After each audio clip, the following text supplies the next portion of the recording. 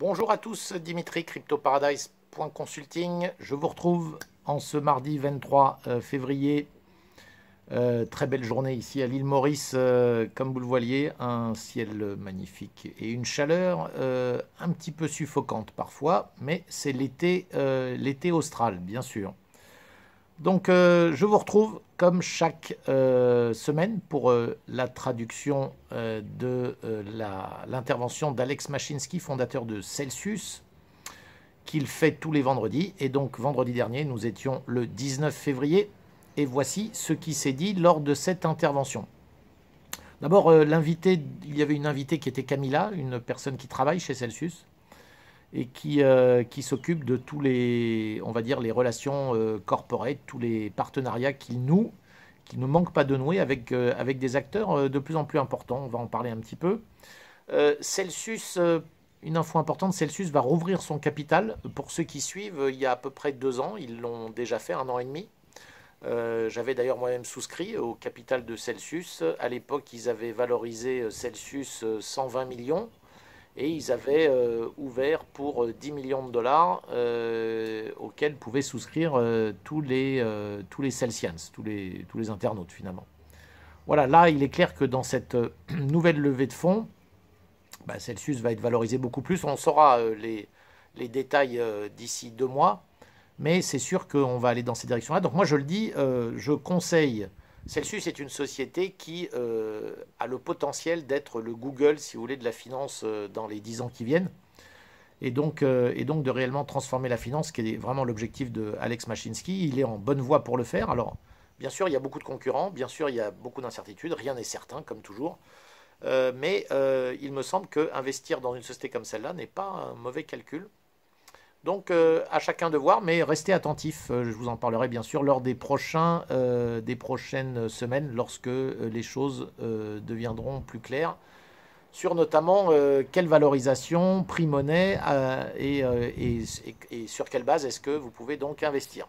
Sachez que la dernière ouverture du capital s'est faite via une plateforme qui s'appelle Bank to the Future, vous allez trouver ça sur Internet, qui est la plateforme qui a été lancée par Simon Dixon, et qui fait énormément d'ouverture de capital pour des sociétés, on va dire de la tech, et énormément liées à la blockchain, au bitcoin et la blockchain en général. Voilà. Début avril, Alex nous a promis la fonctionnalité qui est tant attendue de pouvoir interswapper entre les cryptos à l'intérieur du portefeuille Celsius. Vous savez qu'aujourd'hui, vous êtes un peu coincé si vous avez besoin, vous avez des bitcoins, vous voulez les transformer en Ether ou en Uniswap ou en je ne sais quel crypto, vous êtes obligé de sortir vos avoirs de chez Celsius sur une plateforme d'échange, les changer, les renvoyer chez Celsius. Tout ça est assez lourd. Alors, il y a un inconvénient à permettre un interswap à l'intérieur du wallet. Évidemment, ça va être que certains vont être peut-être tentés de moins hodl, donc de garder leur crypto, de ne pas y toucher, et du coup vont être tentés d'essayer de jouer le timing en faisant les traders au sein de l'application Celsius. Alors c'est pas l'objectif de Alex, pas du tout, il l'a rappelé. Lui, il maintient en fait que la situation actuelle, elle est peut-être même meilleure que de permettre cet interswap, mais bon, il est clair que c'est une fonctionnalité qui est demandée par nombre de gens et qui va quand même être utile, car parfois on a des arbitrages à faire et c'est dommage de devoir sortir, revenir, enfin tout ça, ça fait des frais, c'est un peu inutile et c'est beaucoup de perte de temps. Voilà. Donc c'est pas pour ça que Alex recommande de trader. D'accord? Il le rappelle, c'est les choses, c'est en gardant finalement vos bitcoins. Et j'ai des exemples très concrets de personnes, que ce soit autour de moi, qui ont tenté de timer le marché. À chaque fois, ça s'avère. Alors il y en a certains évidemment qui y parviennent, ils vont vendre à un bon moment, racheter plus bas. Mais pour la plupart, c'est toujours un mauvais calcul. Si vous gardez vos bitcoins et que vous ne les touchez pas, c'est toujours là que vous allez faire vos revenus. Et je rappelle une stat très importante, n'importe qui a acheté des bitcoins à n'importe quel moment depuis que le bitcoin existe, s'il a attendu 3 ans, il a été largement profitable. Quel que soit le moment, même si vous étiez au plus haut de 2017, si vous avez attendu 3 ans, puisque là, vous avez largement dépassé votre point d'achat. Donc, Alex Mashinsky rappelle que si vous avez des achats à faire, si vous voulez faire un cash out, si vous avez envie d'acheter quelque chose parce que vous avez gagné de l'argent récemment, il vous conseille et c'est un conseil que moi je relais parce que je suis absolument 100% d'accord avec lui, il est bien préférable aujourd'hui de faire un emprunt en bloquant vos bitcoins pour les dépenser plutôt que d'aller dépenser vos bitcoins. Alors je vais vous donner un exemple très simple. Vous savez que Elon Musk a récemment investi dans le bitcoin une part de sa trésorerie, mais il a aussi annoncé qu'il allait bientôt accepter des bitcoins en contrepartie de ses voitures Tesla.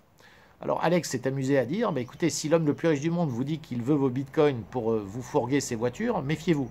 Parce que vous allez fourguer vos bitcoins pour acheter une Tesla. Alors peut-être qu'aujourd'hui vous avez 2 bitcoins pour une Tesla, mais sachez qu'il est probable que dans 6 mois, dans un an, vous aurez besoin que d'un bitcoin, voire d'un demi-bitcoin pour acheter une Tesla.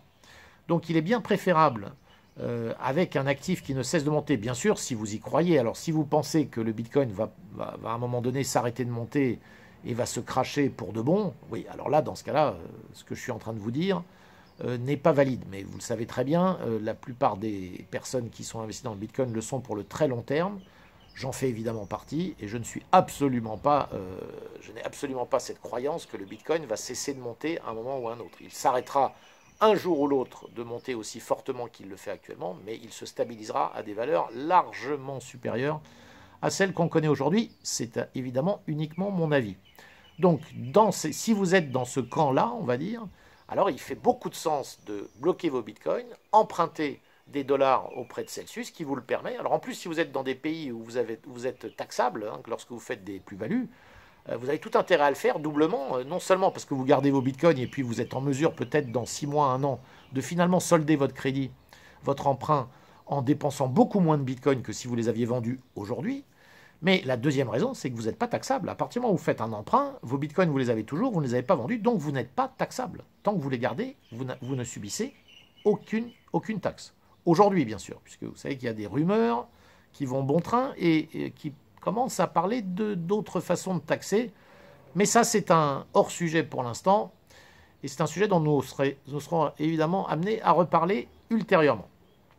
Alors voilà, ensuite, il nous a parlé des partenariats qu'ils sont en train de nouer, notamment avec une société qui s'appelle Anchorage, une autre qui s'appelle Seba. Seba, c'est une banque qui est en Suisse. Donc les deux sont des banques, mais des banques évidemment crypto-friendly, on va dire, pas des méchants banquiers comme JP Morgan et autres.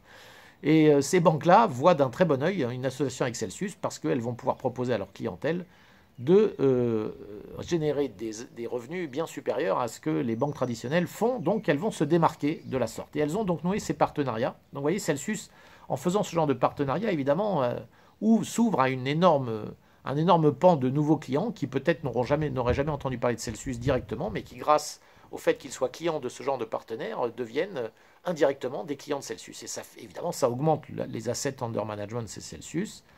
Donc le nombre de sels qui sont obligés d'être achetés tous les lundis pour les distribuer, et donc la valeur du sel, bien entendu, pour ceux qui détiennent des sels. Alors, on a eu comme invité, il y avait Camilla qui expliquait que juste la journée du 18 février, c'est-à-dire jeudi dernier, il y a eu en une journée plus d'onboarding corporate qu'il y a eu durant toute l'année 2020. Alors c'est vous dire combien le mouvement initié par Michael Saylor et Elon Musk est en train de faire des émules parce que le fait que énormément de corporates aillent chez Celsius pour y déposer maintenant leurs assets et surtout pour les voir grossir, et ça à des niveaux qui n'ont jamais été atteints auparavant, eh bien c'est très intéressant et Celsius est en train donc d'avoir un département dédié corporate à lui tout seul pour gérer cet afflux de liquidités qui vient donc des corporates. Il y a eu la semaine dernière plus de 20 000 nouveaux utilisateurs chez Celsius. On en est à presque 10 milliards de AUM, de Asset Under Management. On est tout proche des 10 milliards, donc on va les atteindre, même si là, évidemment, à l'heure où je vous parle, il y a une petite baisse du Bitcoin. Bon, donc ça fait baisser, évidemment, mathématiquement les AUM. Il y a eu ensuite un invité, Camilla est partie et elle a été remplacée par un autre invité qui était Daniel, le CEO de CoinShares. CoinShares, je vous conseillerais d'aller voir, c'est une entreprise qui elle aussi fait un partenariat stratégique avec Celsius et propose tout un tas de services autour de la blockchain et des cryptos. Il y a donc avec ce genre de partenariat de plus en plus de produits qui deviennent disponibles chez, alors pas directement chez Celsius, mais de façon indirecte. Et Celsius fait donc ce genre de partenariat avec notamment des fonds d'investissement. Il y a notamment un fonds d'investissement en stablecoin pour retraite. Alors vous voyez, c'est quelque chose qui peut paraître étonnant, mais c'est Celsius qui va gérer les stablecoins qui sont investis pour un fonds de retraite, hein, un 401k comme les Américains l'appellent, qui sont on va dire leur système de pension dans lesquels ils peuvent décider de mettre en gros les avoirs qu'ils souhaitent, même s'ils ne peuvent pas tout y mettre, mais ils peuvent y mettre, en tout cas, ils peuvent aller sur ce genre de fonds d'investissement qui va investir dans des stablecoins qui eux-mêmes vont être donnés à Celsius et qui va donc générer du yield pour des retraités. Alors vous voyez qu'on commence à rentrer maintenant dans un système où, bon, il y a deux choses. D'abord, évidemment, pour Celsius, c'est une façon, évidemment, de grossir et de devenir de plus en plus main pour tout un tas d'acteurs hein, qui hier encore voyaient Celsius comme étant juste un truc pour quelques illuminés de la crypto. Maintenant, on parle de fonds de pension pour des retraités. Donc là, c'est déjà, on est à un autre niveau. Mais ça montre aussi combien tous ces acteurs, qui étaient des acteurs qui restaient dans la finance traditionnelle, sont en train, évidemment, de virer leur cutie et de commencer à regarder ce qui se passe avec la crypto avec un nouveau regard et comprendre que c'est bien là qu'ils chercheront leur revenu, leur yield hein, de demain. Voilà pour aujourd'hui. Donc n'hésitez pas alors à vous abonner. J'ai cru comprendre qu'il fallait aussi cliquer sur la cloche pour être notifié à chaque fois que des vidéos sortent. N'hésitez pas donc à le faire. Visitez mon site internet aussi, cryptoparadise.consulting et je vous dis à très bientôt.